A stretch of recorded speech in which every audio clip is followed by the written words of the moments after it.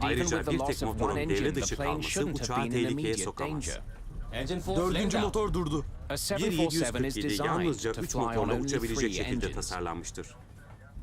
4 motorlu bir uçağın itiş gücü kaybetmesi çok önemli bir durum değildir. Bu bir olaydır. Bunu düzeltmeniz gerekir ama uçak kolayca bu duruma ayak uydurur. Hiçbir zorluk çekmeden 3 motorla uçacaktır. Sağa yatıyoruz kaptan. Hava hızı 230. Uçak kusursuzca uçabilmektedir. İtiş gücü sağlamadığı için artık yalnızca ağırlık yapan bu kocaman yuvarlak parçası yüzünden önceki kadar verimli bir uçuşu olamaz. Ama sahip olduğu yakıtla çok uzun mesafeler uçamayacak olması dışında kusursuz bir şekilde uçabilir. Motor durması prosedürlerine bak. 3 motorla seyir irtifası sağla. Peki kaptan. Bir motor arızası durumunda izlenmesi gereken standart prosedürler vardır. Ancak Çin Hava Yolları mürettebatı bunları izlememiş. Onlar alçalmak yerine motoru hemen yeniden ateşlemeye çalışmış. Dördüncü motoru yeniden ateşle. Peki kaptan. Çok yüksekteyken yeniden çalıştırmayı denediler. Bir motoru ancak 9140 metrenin altında yeniden çalıştırmayı deneyebilirsiniz. Oysa onlar 12500 metrede. Merak ettiğim şey şu. Neden normal yeniden ateşleme prosedürünü uygulamadılar? Motoru ateşlemenin mümkün olmadığı bir irtifada yeniden ateşleme yapmaya çalıştılar. Tepki yok kaptan. Bu bir hata. Ancak bu hata uçağın dönerek kontrolden çıkmasına neden olamazdı. Öyleyse baş edilebilir bir sorun nasıl oldu da uçağı neredeyse bir felakete sürükledi? ADI'yi kaybettim. ADI'ler arızalandı. Limiti aşıyor. İncelemeyi yapanlar kokpitte ne olduğu hakkında daha fazla bilgi için uçuş ekibiyle görüştü. Kaptanın ADI'nin kaybolduğunu söylediğini duydum. Sonra da yedek ADI'nin limitleri aştığını gördüm. Mürettebat inceleme ekibine uçağın seviyesini ölçen ADI'ların çalışmadığını söyledi. Söylemiş olabilirler ama bu doğru olamaz. Göstergelerine bakarsak bu doğru olamaz. Bu yüzden hataya düşmüş olmalılar. Yükseklik göstergesi o kadar inanılmaz bir konum göstermiş ki cihazın arızalandığı izlenimini oluşturmuş. Uçak bunu gerçekten yapıyor olamaz.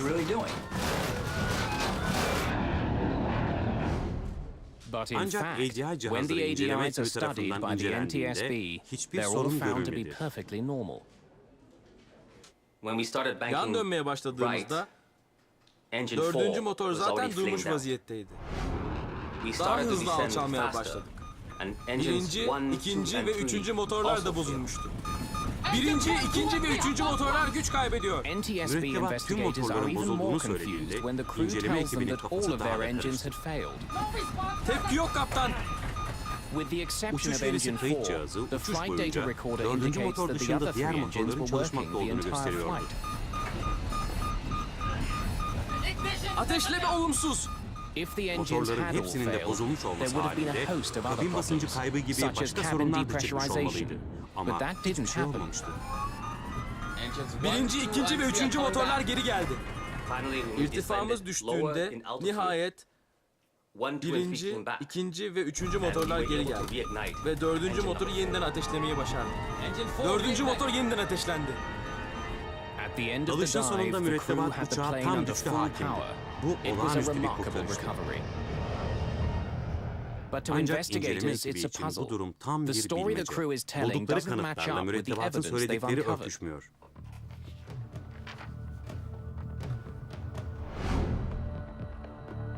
Aylarca süren incelemenin ardından inceleme ekibi uçağın felaketin eşiğinden dönüşüyle ilgili parça parça bilgileri bir araya getirir. Bunun içinde yeniden yapılandırılmış uçuş kayıt cihazı, kişisel görüşmeler ve hava trafik kontrol metni yer almaktadır. Çalışma tamamlandığında ortaya yalnızca bir tek sonuç çıkar. Gökyüzünden aşağı dalışı öncesinde bu 747'de küçük bir vaktindeki sorun dışında hiçbir terslik yoktur. İşin aslı uçak mürettebatı aldığı bir takım belirleyici kararların sonucu parçalanmanın eşiğine gelmiştir.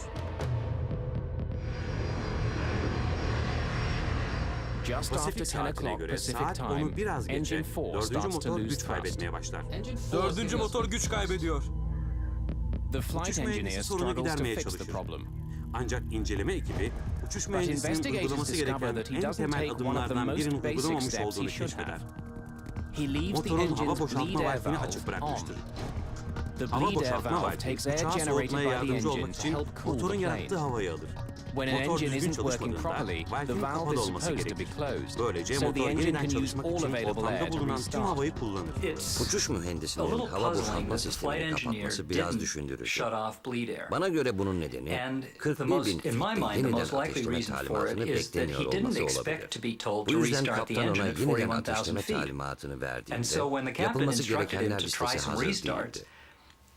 Sıralamaya uymayan, yani olmayan bir şey yapıyordu. Bu yüzden de hava boşaltma sistemini kapatmayı hiç düşünmedi. Sonuçta zaten çalışması zor olan motor hiç çalışmadı. Unwittingly, the Uçuş flight mühendisi engineer farkında has olmadan started a ticking dördüncü clock. motorun çalışmasına olanak bırakmayacak bir sürecin başlamasına Engine neden 4 olur. is slowly losing its İşte her ability şeyin to stay başladığı lit. an. Hız kaybediyoruz. With more Sol engine power kanadından on the sağ left wing kanadından than daha the fazla right, motor the gücü China olan Çin Airlines Hava Yolları flight uçağı begins dönmeye turning. başlar. Uçağın sağa dönmesini engellemek için yapılması gereken şey dümeni kullanmak olmalıydı. Dümenle ters yönde bir kuvvet yaratarak motor dengesizliğinin üstesinden gelinebilirdi. But instead Ancak of Kaptan adjusting the Ho rudder dümenli bir himself, ayarlama yapmak Captain yerine Ho uçağı continues to otomatik let the pilotla uçurmaya autopilot devam fly eder. the jet. The Otomatik autopilot pilot is dümeni designed hareket not to ettirmemeye move the ayarlıdır. rudder. The Uçağın autopilot can kanatlarındaki adjust the manevra ve ailerons fren and spoilers kanatçıklarını on the plane's ayarlayabilir. wings. Ama But bu these flaps kanatçıklar aren't strong uçağın enough to yaşadığı overcome the dengesizliğin imbalance that the üstesinden plane is gelebilecek kadar experiencing. güçlü değildir. Without the help of Dümenin the yardımı rudder, the olmaksızın plane's turn uçağın becomes dönüşü steeper diklemesine bir and hal almaya steeper. başlar. Otomatik pilotun dümeni kullanmadığını unutmuş da olabilir. Tüm bu süre boyunca otomatik pilotun uçağı insanın uçuracağı gibi uçurmakta olduğunu farz etmiş de olabilir. Ki otomatik pilot bunu yapamaz. Dördüncü motor durdu. İnceleme Investigators ekibi discover that dördüncü after motor losing gücünü power to his kaybettikten fourth sonra engine, Kaptan Captain Ho'nun Ho uçağı continues to otomatik leave the pilotla uçurmaya autopilot devam on. ettiğini keşfeder. He doesn't take Uçağın tam complete control kontrolünü of the ele plane. almamıştır. He doesn't Sol adjust the ayağıyla plane's uçak rudder dümenini with his ayarlayamaz. left foot. Hava hızı 240. Sağ tarafın motorundaki itiş kaybını telafi etmek için dümeni kullanmadı. Uçak hız kaybetmeye başladı. Ve bir durum diğer bir durumu yarattı. Sonuçta küçük bir havacılık hatası. Sol dümen pedalına basmamak her şeyi tetikleyen bir hata.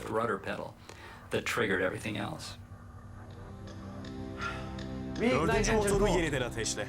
Peki kaptan. Rather than Kaptan taking Ho'nun control dikkati of flying uçağın the kontrolünü plane, ele Captain almaktan Ho's çok attention seems motor to be problemine focused on his odaklanmıştır. engine problem, Oysa bu something uçuş that his flight mühendisinin tek engineer başına could handle on halledebileceği bir his şeydi. own. Tepki yok kaptan. Dikkatin uçmakta olan uçağa verilmesi gerçekten kritik önem taşır. Ama bunun atlanması havacılıkta tekrar yaşanmış bir durumdur. Mürettebat sistemle ilgili bir soruna odaklanır. Bu vakada bu bir motordur. Bu yanmayan bir lamba da olabilirdi. Başka herhangi bir arıza olabilirdi. Ve eğer herkes buna odaklanmışsa uçağı kimse uçurmuyor demektir. The plane Uçak enters a kritik bir critical andır. moment. It's about Yana to flip yatarak on its burun üstü bir side dalışa and geçmek enter a üzeredir. nosedive. The NTSB İnceleme believes that the ekibi captain was kaptanın hava hızı concentrating on his göstergesine airspeed konsantre olmuş indicator, olduğu but ama seemingly onun fails hemen to yanındaki notice the irtifa instrument directly göstergesine beside dikkat it, etmemiş his olabileceği attitude görüşündedir. indicator.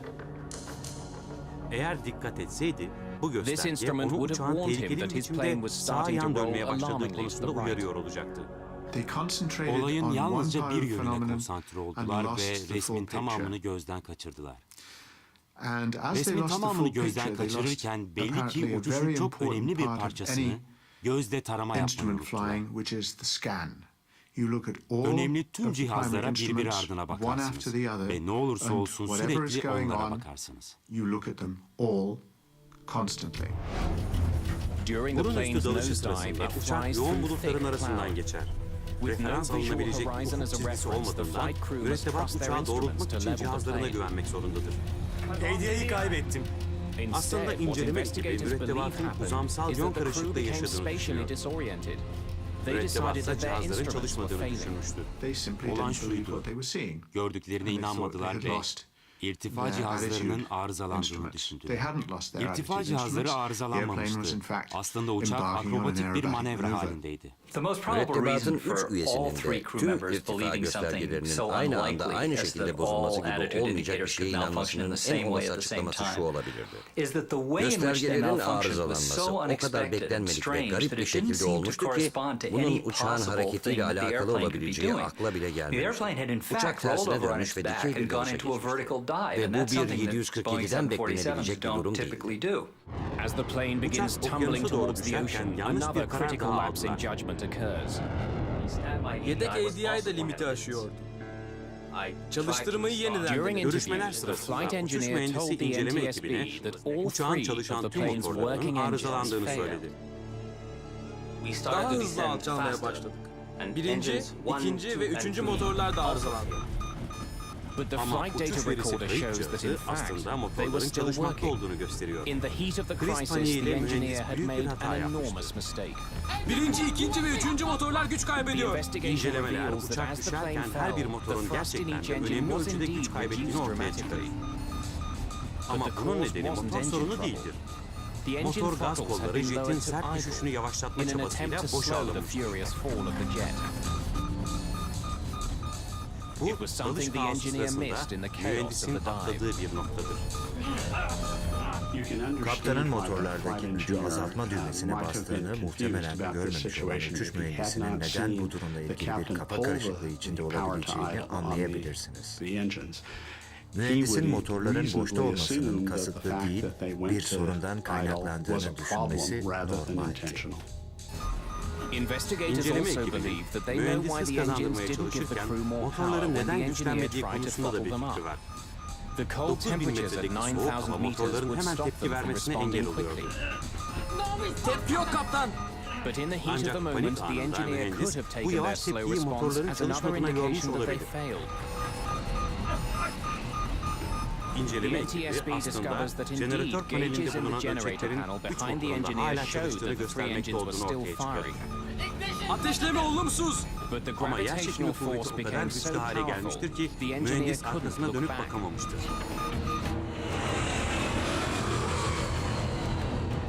After months of Aylar süren painstaking zorlu bir recreation, canlandırma süreci sonrasında the NTSB inceleme ekibi investigators Çin believe Hava they Yolları'nın understand 00 what numaralı happened uçağının inside the kokpitinde cockpit of ne China olduğunu Airlines anladı. Flight 006. But what they Ama don't understand anlayamadıkları is bunların why. neden olduğudur. The crew's medical records are Mürettebatın examined. tıbbi kayıtları incelenir. Was there something wrong Kaptanın with bu the garip captain that might davranışını explain the açıklayacak bir bizarre sorunu mu behavior? vardı? Nothing Hiçbir şey turns up. bulamazlar. Sözünü ettiğimiz kişiler 747'de yolculuk etme ödülü kazanmış 3 kafadar falan değil. Onlar eğitimli ve binlerce saat uçuş deneyimi kazanmış insanlar. How could an Deneyimli bir experienced mürettebat crew nasıl make olur so da bu many kadar çok fundamental kritik hata mistakes? yapabilir?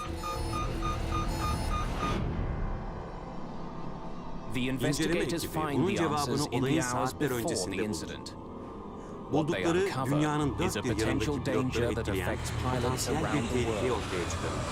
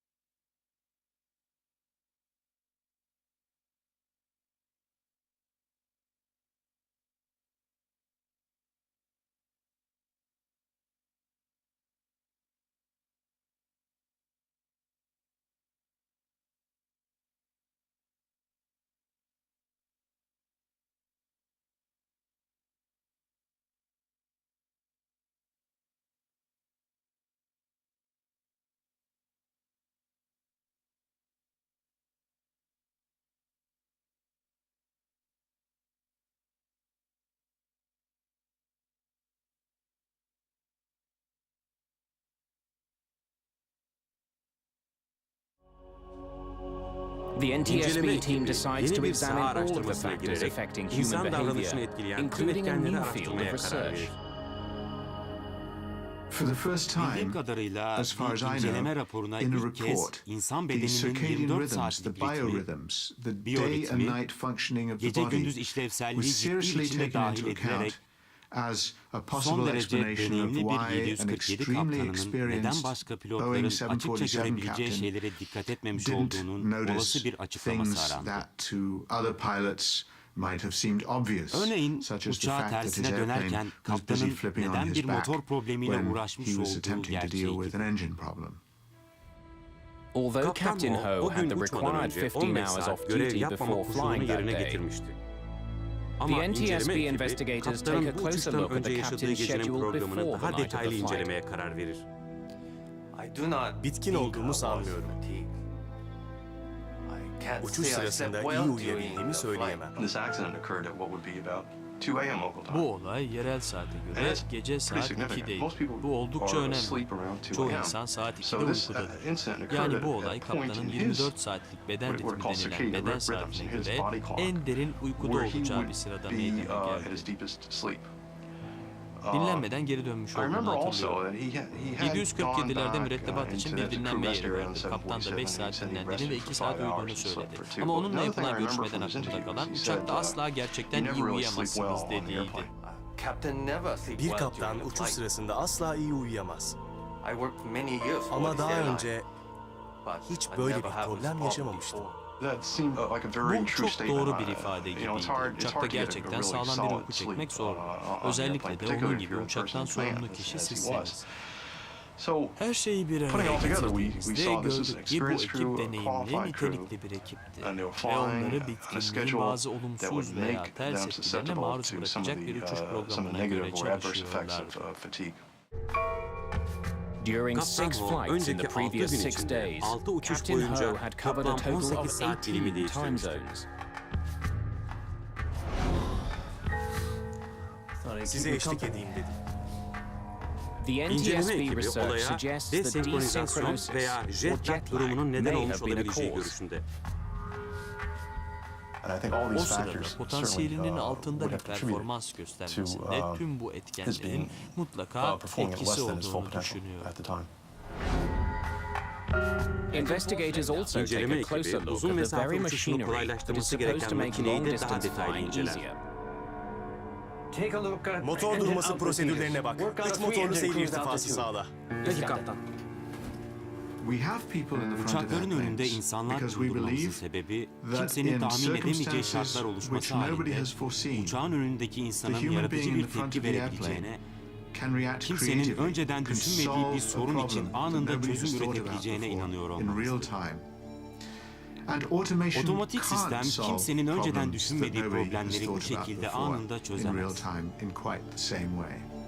The NTSB İnceleme ekibi concludes that mürettebatın possibly hava fatigue from air yolculuklarından bitkin travel olduğunu and ve bored by the monotony monotonluğundan of his bıkkın olduğunu tasks. düşünür. Sağ tarafa yatıyoruz kaptan. Otomatik pilotu devre dışı bırakıyorum. The captain Kaptan relied on uçağın his kontrolünü autopilot for çok uzun too süre long, otomatik pilotla when he bırakmıştır. should have taken Kontrolü direct alması control. gerekirken He sistemlere hesitated, güvenerek trusting his tereddütte systems. kalmıştır. Bu bariz bir hatadır. Mürettebat gerektiği şekilde davranmamıştır. Pilot hatası. As a Çin Hava result of the Yolları China uçağının Airlines near felaketin eşiğine mishap gelmesi and other ve yakın incidents around the zamanlardaki same başka time, olaylar uçak aircraft üreticilerini manufacturers otomatik began to sistem tasarımları rethink the üzerine design of their yeniden düşünmeye automated sevk etti. systems. Otomasyonun ana fikri insana yapacağı işte yardımcı olması. Uçağı kullanan insana uçağı bir geçitten diğerine götürmesine yardım edecektir ve yol boyunca ona yardımcı olacaktır. Boeing şirketi bu olay vesilesiyle fiziksel olarak mümkün olduğu sürece mürettebatın kumandaları kullanmada tam yetkisinin devamını istediğini belirtir. Bu uçağın döndürülebileceği anlamına da gelse idare mürettebatta olmalıdır. Çünkü bu pilotun yetkisini kısıtlayarak kendisinin mi yoksa bilgisayarın mı sorumlu olduğu konusunda tereddüde düşürmekten daha iyidir. Whatever O gün mistakes the mürettebat flight crew hangi made that hataları day, yapmış olursa they olsun did succeed nihai in their görevlerinde ultimate başarılı task. oldu. Uçağı iyi uçurdular. Sonraki yaklaşımlarıyla mükemmel bir iş yaptılar. Uçağı özenle kullandılar. Uçağın hasar görmüş olduğunu biliyorlardı. Hasarın boyutlarını bilmiyorlardı. Nazik manevralarla hareket ederken inişe doğru daha zor bir duruma düşmemek için yeterince temkinli de davrandılar. Yaptıkları en önemli şey ki yapılması gereken en önemli şey de buydu, uçağı kurtardılar. Ve temel prensip olarak uçağınıza bir şey olduğunda doğru olarak yapmanız gereken yegane şey de budur. Uçağı ve yolcuları kurtarmanız gerekir. Onlar bunu başardılar.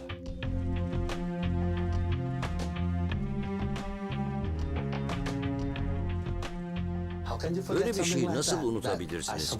Bundan sağ çıktım. Yani şanslı olduğumu unutmak zor benim için. Henüz zamanım dolmamıştı. Pilot hayatlarımızı kurtardı. Bizi belaya sürükledi ama oradan yol çıkardı. O günün Bir başka kahramanı daha vardı. Bu Boeing 747'nin kendisiydi. Bilinen dayanma sınırlarını fazlasıyla zorlayan manevralar ve baskılara rağmen uçak bunları atlattı ve güvenli bir şekilde iniş yapabildi.